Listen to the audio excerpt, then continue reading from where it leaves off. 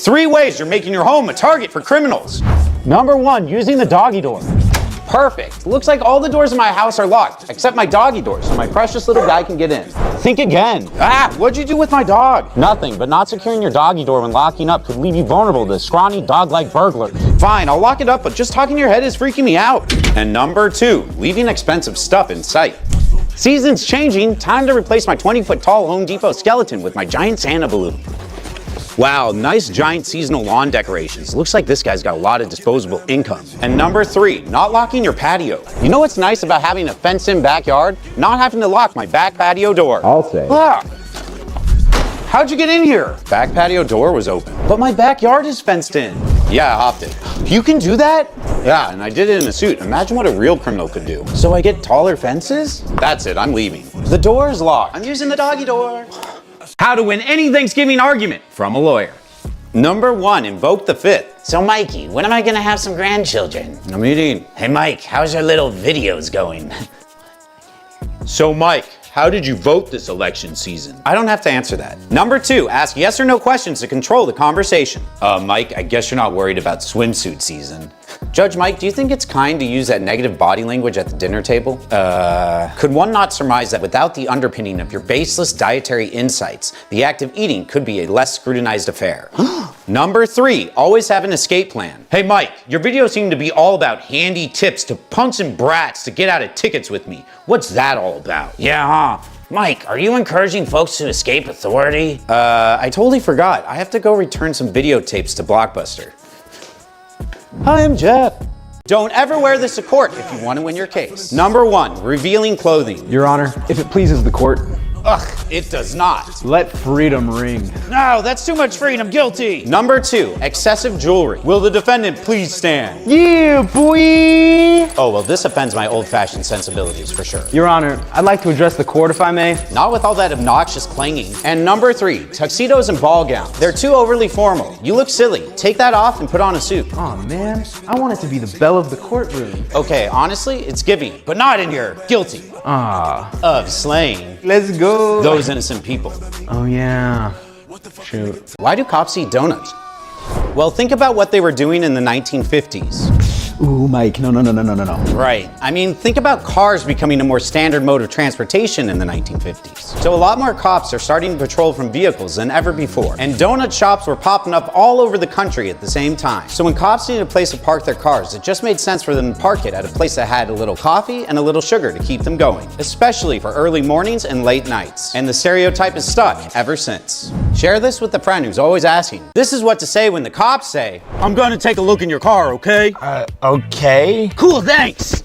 Stop. Listen to the cop's words carefully. It may have sounded like a command, but it was really a question, okay? If they're asking, say, "No, it's not okay. I do not consent to a search." It's your 4th Amendment right. Can I search your car? I know I don't have to consent, but screw it. I've got nothing to hide. Not even these drugs? What? Oh, crap. I left my drugs in Dylan's car. Do you really know what's in every square inch of your car? Even if it's clean, why would you waive your constitutional rights? I promise a cop's not going to give you a high five for being a good little Boy Scout. Can I just take a little peek? No, sir. I will honor the Constitution and refuse to give my consent. No, that's pretty sus, dude. Now I'm going to search your car because I have probable cause, and you're going to go to jail forever, you suspicious little man. Based on my comments section, this is what 90% of you think. You're wrong. Sure, things can happen during a traffic stop that may give an officer probable cause, but simply exercising your rights is not one of them. This is what to say when the cops say, "I have a warrant to search your home." You dirty rapscallion, you've bested me. Very well.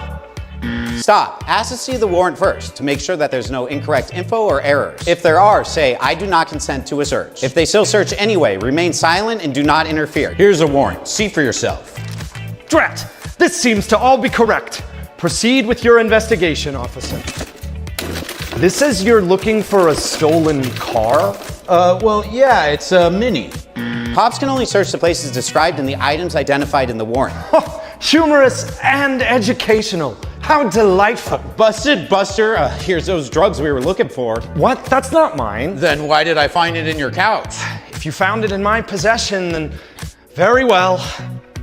When the cops in your home, make sure you're always watching. Take notes on everything they do. It could end up helping your case. Y'all were so mad about Wolverine's sleeves, they shut down Deadpool 3. Not because of the sleeves, because all the actors and writers in Hollywood are on strike. Let me explain to you whiny nerds what that means. Because very soon you won't have anything to watch. Both unions are striking over two main things. One, money. Streaming platforms like Netflix and Hulu are paying them next to nothing in residuals. Look how much one of the stars of Orange is the New Black is making.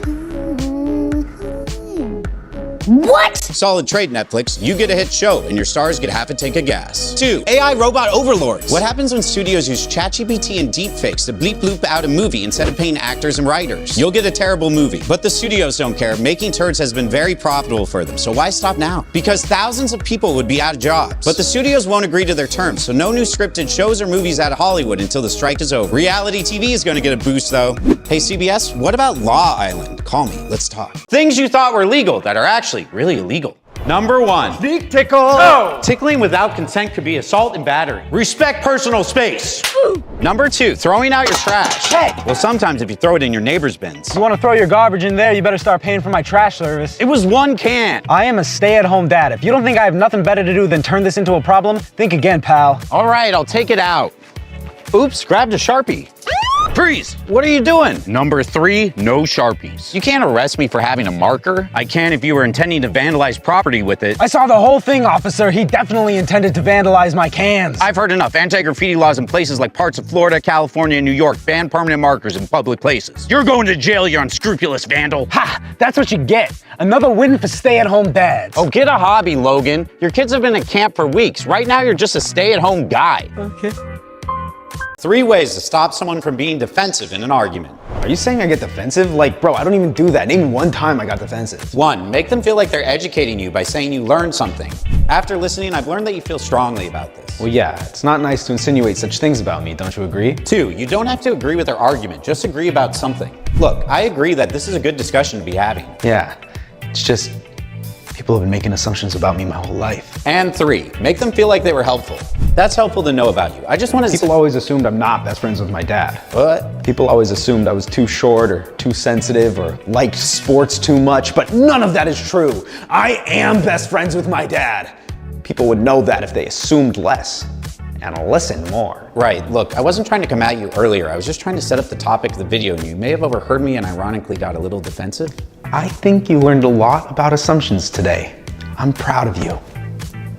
Did you get pulled over and you're terrified you're gonna get a ticket? Don't worry. Here are 5 tips to avoid a ticket when getting pulled over. Tip number 1, always keep your paperwork organized in a place you can easily grab it when asked by the officer. But don't go grabbing at it before they ask you, because they may assume you're reaching for a weapon. Give me your license and registration. Here you go, officer.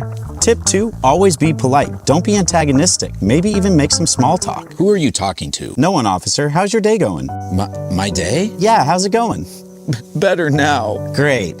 Whew, let's cut back to the studio for tip number 3. Now that you've sweetened him up and he hasn't written you a ticket yet, you're gonna wanna ask for a warning, but here's where things get tricky. There's no guarantee that you won't still get a ticket if you ask for a warning. So when you ask, use language that doesn't exactly admit to breaking any laws. That way, if you still get a ticket, you'll have a solid case to fight in court. I'm sorry if I caused you any trouble, officer. I promise if you let me off with a warning, I'll continue going the speed limit. Aren't you a little sweet talker? For all 5 tips, check out the full video on YouTube. Things you thought were illegal that are actually totally legal. Number 1, catfishing. You can't scam someone out of money, but there's no specific laws about emotional deceit. Thank goodness my online girlfriend Olga is 100% real. Yes, I am real and I love you, love my mic. Number 2, riding in the bed of a pickup truck. It's not legal everywhere, and it's a good way to break your neck, but around 20 states have no legal regulations on it, so if you want to tempt fate. And number 3, owning a giraffe in Florida. You will need a special permit, but if you get one, I guess you can roleplay The Last of Us all day. Have you ever played The Last of Us, Olga? No. Tell me everything, American lawyer, including your secrets. Okay, so it's like this post-apocalyptic survival game with like zombies and all these crazy vines. 3 ways you're making your car a target for criminals. Number 1, backing up into spaces. I get it, it makes driving off so much easier. You know who else likes a quick getaway? A carjacker. Number 2, buying cars with cloth tops. Your Jeep just screams that you're down for adventure. You're so cute. I have a knife. It screams I can cut through cloth. How's walking everywhere for an adventure? And number 3, hiding your spare key in the car. You think it's smart to always have the spare handy in the glove box. But a spare is only useful if you lose your main key. And if you lose your main key, a spare in the car is only useful if it's unlocked. Which means I have the same access to it as you, so like, what are we even doing here? This is how you talk to the cops when you get pulled over. Do you know why I pulled you over? I was going 5 over the limit. I'm sorry, officer. Oh, thanks. That's gonna help a lot. I didn't get it on my radar, so I was just gonna hope that the judge took my word for it. Say, I don't know why you pulled me over. If you give a reason, then you're giving an admission that could be used against you. And for all you know, they may have pulled you over for a completely different reason, and now you just admitted to speeding. Do you know how fast you were going? No, officer, I don't. That's the issue, isn't it? Here's your ticket. But I didn't admit to anything. If an officer asks how fast you were going, say, I believe I was going the speed limit. You don't want to seem reckless by being unaware, and you don't want to say anything definitive in case the evidence says otherwise. Where are you coming from? Dinner? Anything to drink? Half a glass of wine. I'm not even buzzed. Ha! I love the easy ones. All right, buddy, step out of the car. You don't have to answer the cop's questions. He wasn't going to make you take a sobriety test until you started blabbing about dinner and wine. Always remember, I invoke the fifth. Is France for real arresting people for using Snapchat filters? If you're an influencer, they might. Finally, a country that's not afraid to stick it to those blue checks. Mike, you have a blue check. Yeah, but I'm not an influencer. Refreshing. Under France's new law, influencers not only have to disclose paid promotions, hashtag sponsored, but they also have to disclose if photos of themselves have been retouched or created through AI, hashtag catfish. And they're really not messing around here. If an influencer is caught breaking this law, they can face up to 2 years in prison and over 300,000 euros in fines. Plus, you'll be banned from using social media, so you can't even be an influencer anymore. France has had enough with the sneaky face tuning and dog filters. What do you guys think? Is this good for transparency, or is France taking this too far? Mike, you've been AI this whole time. Oh, get over it. This isn't France. Can you send someone to jail for just being a bad neighbor? Let's take a look at these guys. Hey man, you can't start a peach business off my tree! But it's my yard! It's my tree! Oh my god. Hey fellas, seems like you have a legal problem. No, I have a doofus problem! I think he's been moving my fence right under my nose.